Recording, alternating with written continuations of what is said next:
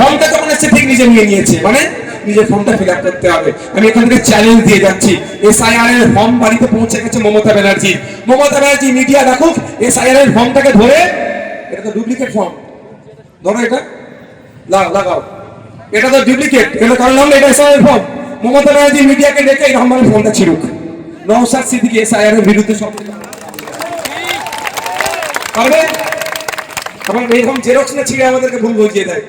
এই আপনাদের খুব রিল ছুটি, ফেসবুকে রিল, এই দুজন আছে লাইভে নেড়া হবে, একজন বোকা লোক সে নেড়া হয়ে গেছে, আর যে চালাক সে কি করছে, ওখানে একটা কাগজ দিয়ে রেখে দিয়েছিল ব্ল্যাক টাইপের, ও চালাচ্ছে, ও চালাচ্ছে সাদা কালারের, ওর ট্যাগ দেখা যাচ্ছে, ওর ট্যাগ দেখা যাচ্ছে, এর কিন্তু সেই স্টিকারটা দেখা যাচ্ছে, পুরো এই মাথা করে দিচ্ছে, তারপর স্টিকারটা খুলে দেখাচ্ছে, সেই না করে ফেলে আমার মমতা ব্যানার্জি। আমি কিন্তু এই কাগজটাকে অপমান করলাম না ভাই, এটা জেরক্স আমি বোঝানোর জন্য বললাম। তাহলে মমতা ব্যানার্জি এসআইআর কাগজটা ছিঁড়ে ফেলে দিন। তাহলে সর্বপ্রথম মমতা ব্যানার্জি এসআইআর এর বিরুদ্ধে যে যে আন্দোলনগুলো করবে, কাউকে দেখতে পান আর না পান, নওশাদ সিদ্দিকী মমতা ব্যানার্জির পাশে দাঁড়িয়ে থাকবে। কি হবে, পারবে?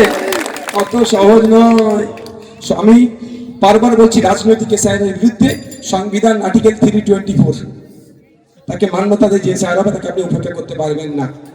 আই ভাই, অত বিতর্কে যাওয়ার দরকার নেই। এখন রাজ্যের সরকার কে?